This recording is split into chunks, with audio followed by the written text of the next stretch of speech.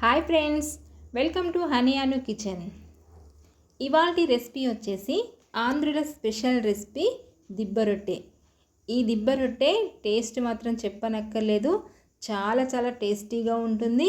ఇది బ్యాచిలర్స్ అయితే చాలా చాలా ఈజీగా ప్రిపేర్ చేసుకొని తినొచ్చు.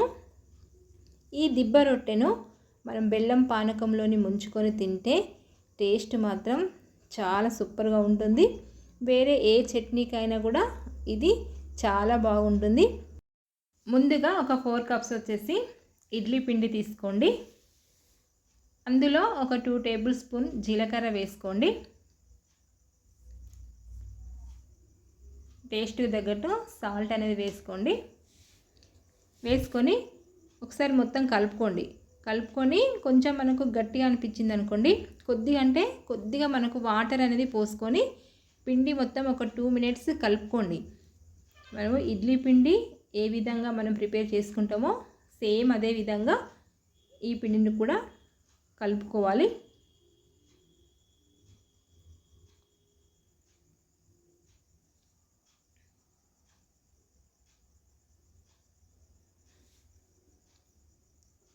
ఈ విధంగా కలుపుకున్న తర్వాత గ్యాస్ పైన ఒక కడాయి పెట్టేసుకొని ఒక 4 టేబుల్ స్పూన్ వరకు ఆయిల్ అనేది పోసుకోండి. మనకు కడాయి అనేది మందపాటిదే తీసుకోవాలి. పల్చటి తీసుకుంటే త్వరగా మాడుతుంది కాబట్టి మందపాటి తీసుకోవాలి. ఆయిల్ హీట్ అయిన తర్వాత మనం కలుపుకున్న మిశ్రమం ఉంది కదా, ఆ మిశ్రమాన్ని ఇందులో పోసుకోండి. ఇలా పోసుకున్న తర్వాత ఒక గ్లాస్ వాటర్ తీసుకొని సెంటర్లో పెట్టేసుకోండి. మనకి గ్లాస్ వాటర్ పెట్టుకోవడం వల్ల మనకు దిబ్బ రొట్టె అనేది మాడకుండా ఉంటుంది కాబట్టి ఇలా వాటర్ అనేది పెట్టేసుకొని మూత పెట్టేసుకొని ఒక 25 మినిట్స్ లో ఫ్లేమ్లో ఉడకనివ్వండి. ఇలా లో ఫ్లేమ్లో ఉడికిన తర్వాత గ్లాస్ తీసేసుకొని దాన్ని రివర్స్ వేసుకోండి. మేము క్రిస్పీగా తినాలనుకుంటే రివర్స్ 2 సైడ్ కాల్చుకోండి. లేదు మనకు 1 సైడ్ కాల్స్తే సరిపోతుంది అన్నవారు 1 సైడ్ కాల్చుకున్నా సరిపోతుంది. ఇలా ఒక రివర్స్ వేసుకొని ఒక 5 మినిట్స్ ఉడకనివ్వండి. అంతేనండి, చాలా సింపుల్గా మనకు దిబ్బ రొట్టె రెడీ.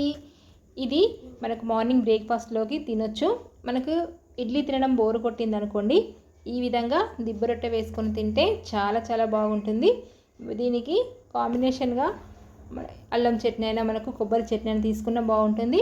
మెయిన్గా మనకు ఇది బెల్లం పాకంతో తింటే మాత్రం టేస్ట్ మాత్రం అదుర్స్గా ఉంటుంది. ఈ వీడియో మీకు నచ్చినట్లయితే లైక్ చేయండి, షేర్ చేయండి, సబ్స్క్రైబ్ చేయండి. Thank you for watching.